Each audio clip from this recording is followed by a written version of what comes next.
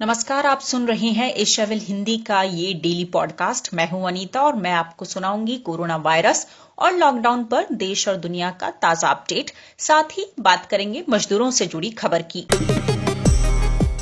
देश भर के कई राज्यों में लॉकडाउन के चलते फंसे प्रवासी मजदूरों से रेलवे की ओर से किराया वसूलने पर चारों तरफ से हो रही आलोचनाओं के बाद केंद्र की सत्ताधारी बीजेपी ने स्पष्टीकरण जारी किया है। समाचार एजेंसी पीटीआई के मुताबिक बीजेपी ने कहा है कि रेलवे ने प्रवासी मजदूरों के लिए चलाए स्पेशल ट्रेन में टिकट की कीमत का 85% सब्सिडी दी है और 15% संबंधित राज्य सरकारों को देना है। दरअसल दूसरे राज्यों में फंसे प्रवासी मजदूरों का घर वापस जाना एक बड़ा राजनीतिक मसला बन गया है। कांग्रेस समेत कई विपक्षी पार्टियों ने आरोप लगाया है कि इस संकट के वक्त में भी केंद्र सरकार मजदूरों से टिकट का पैसा वसूल रही है।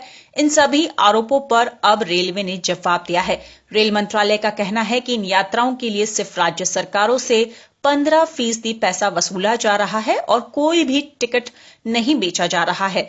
बता दें, कांग्रेस प्रमुख सोनिया गांधी और उनके धुर विरोधी बीजेपी नेता सुब्रमण्यम स्वामी ने मोदी सरकार पर एक साथ हमला बोला था। सोनिया गांधी ने पूछा था कि गुजरात में केवल एक कार्यक्रम में सरकारी खजाने से 100 करोड़ रुपए खर्च कर सकते हैं। रेल मंत्रालय कोरोना फंड में 151 करोड़ रुपए दे सकता है, तो फिर इन मजदूरों को मुफ्त में घर क्यों नहीं पहुंचाया जा सकता। जिसके बाद सोनिया गांधी ने सोमवार को ही एक संदेश जारी किया जिसमें ऐलान किया गया कि कांग्रेस की प्रदेश इकाइयां प्रवासी मजदूरों के टिकट का खर्च उठाएगी। वहीं आरजेडी नेता तेजस्वी यादव भी इस मामले में पीछे नहीं रहे।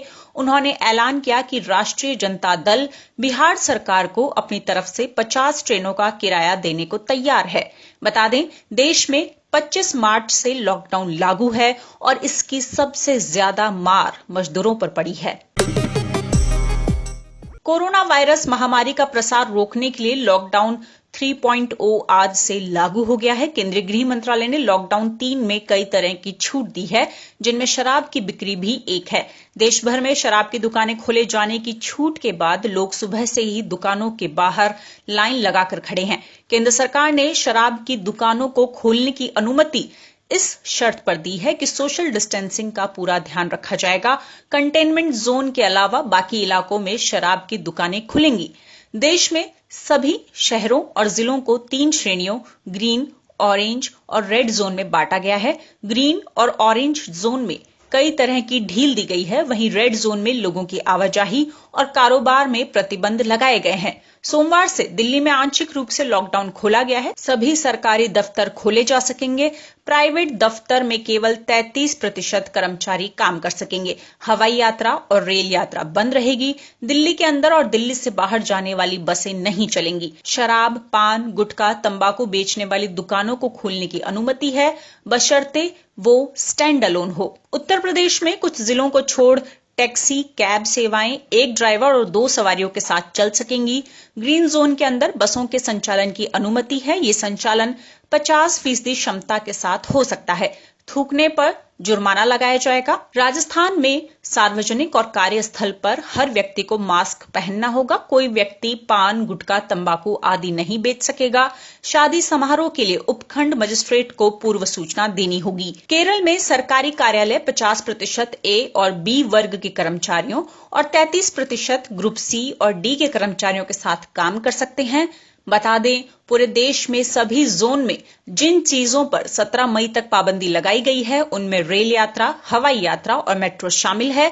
स्कूल, कॉलेज और सभी शिक्षण संस्थान बंद रहेंगे। होटल और रेस्तरां बंद रहेंगे। मॉल, थिएटर, धार्मिक स्थल जहां भीड़ जमा हो सकती है उनके खुलने पर पाबंदी है। जहां एक तरफ आज से लगभग आधा देश खुल गया है, तो वहीं कुछ राज्य ऐसे भी हैं जिन्होंने लॉकडाउन में छूट नहीं देने का फैसला किया है। झारखंड में केंद्र सरकार द्वारा लॉकडाउन 3 में छूट को लेकर दिए गए दिशा निर्देश फिलहाल लागू नहीं होंगे। मुख्यमंत्री हेमंत सोरेन ने कहा है कि काफी संख्या में श्रमिक, छात्र छात्राएं और अन्य लोग दूसरे राज्यों से झारखंड आ रहे हैं। ऐसे में एहतियात के तौर पर यह कदम उठाया गया है। झारखंड में 17 मई तक पूर्ण लॉकडाउन लागू रहेगा। वहीं बिहार के 5 जिले मुंगेर, रोहतास, बक्सर, पटना और गया रेड जोन में है। इस जोन में सिर्फ आवश्यक वस्तुओं की दुकानें खुलेंगी, बाकी 33 जिले ऑरेंज जोन में है। लेकिन बिहार के डीजीपी गुप्तेश्वर पांडे ने साफ कर दिया है कि पूरे राज्य में लॉकडाउन के दौरान पहले की तरह ही पाबंदियां लागू रहेंगी।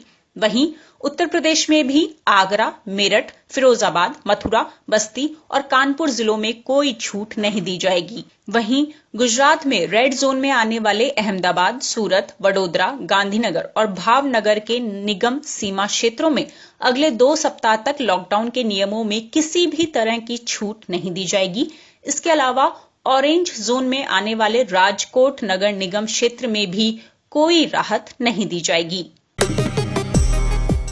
भारत में कोरोना वायरस का कहर लगातार बढ़ता जा रहा है। देश में कोरोना संक्रमित मरीजों का कुल आंकड़ा बढ़कर 42,500 के पार पहुंच गया है। स्वास्थ्य मंत्रालय के ताजा आंकड़ों के मुताबिक देश में कोरोना वायरस से अब तक 1,373 लोगों की मौत हो चुकी है, जबकि संक्रमितों की संख्या 42,533 हो गई है। वहीं पिछले 24 घंटों में कोरोना के 2,553 नए मामले सामने आए और 72 लोगों की मौत हुई।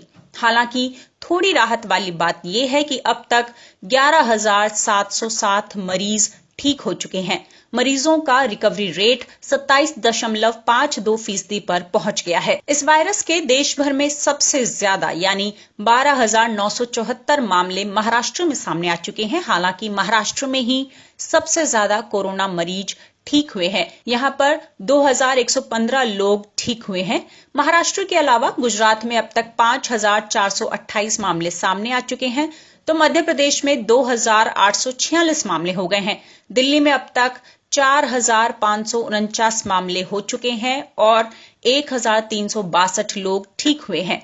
तमिलनाडु में कोरोना के अब तक 3,023 मामले सामने आ चुके हैं, तो राजस्थान में 1,356 लोग ठीक हो चुके हैं, लेकिन वहां अब तक 3,009 मामले सामने आ चुके हैं। जबकि उत्तर प्रदेश में अब तक 2,645 और बिहार में 503 कोरोना वायरस मामले सामने आ चुके हैं। मौत के आंकड़ों को देखें तो सबसे ज्यादा 548 लोगों की जान महाराष्ट्र में गई है। महाराष्ट्र के अलावा गुजरात में 290, मध्य प्रदेश में 156, राजस्थान में 74 और दिल्ली में 64 लोगों की जान ये वायरस ले चुका है। बता दें कि आज सुबह तक पूरे देश में 11,07,223 सैंपल का टेस्ट किया जा चुका है।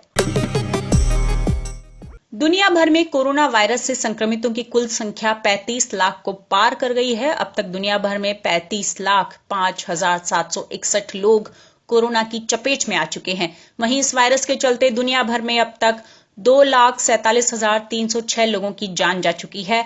अमेरिका में 11,57,000 लोग इस वायरस से संक्रमित पाए गए हैं। वहां 67,682 लोगों की मौत हो चुकी है। संक्रमण के मामलों को देखें तो अमेरिका के बाद स्पेन में सबसे ज्यादा 2,17,000 लोग और इटली में 2,10,000 लोग कोरोना से पीड़ित हैं। 10 मार्च के बाद पहली बार इटली में कोरोना संक्रमण के मामलों में कमी दिखाई दी है। वहीं मौत के आंकड़ों को देखें तो अमेरिका के बाद 28,884 लोगों की मौत के साथ इटली दूसरे नंबर पर है।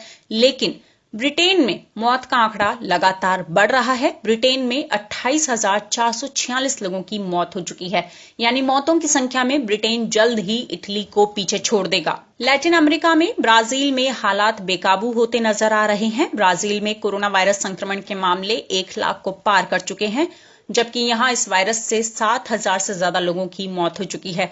जापान में कोरोना संक्रमण को देखते हुए आपातकाल को बढ़ाया जा सकता है। ये माना जा रहा है कि प्रधानमंत्री शिंजो आबे आज इसकी घोषणा करेंगे। बता दें कि जापान में 6 मई तक आपातकाल लागू है। जापान में अब तक कोविड-19 की वजह से 500 से ज्यादा लोगों की मौत हो चुकी है और करीब 15,000 लोग इस वायरस से संक्रमित पाए गए हैं। चीन के नेशनल हेल्थ आयोग ने सोमवार को कहा है कि देश में 3 मई को कोरोना के कुल 3 नए मामले सामने आए। आयोग के अनुसार ये सभी नए मामले विदेश से आए लोगों के हैं। इसके साथ ही चीन में कोरोना के कुल मामलों की संख्या 82,880 तक पहुंच गई है, जबकि इससे होने वाली मौत की तादाद 4,633 हो गई है। न्यूजीलैंड में सोमवार को कोरोना वायरस का कोई मामला सामने नहीं आया। ये देश में पहली बार हुआ है जब ना कोई मामला और ना ही कोई मौत दर्ज की गई है। ये थे आज के इस पॉडकास्ट की अभी तक की 5 बड़ी खबरें। देश और दुनिया की बाकी खबरें देखने, पढ़ने और सुनने के लिए आप बने रहिए एशियाविल हिंदी के साथ। नमस्कार।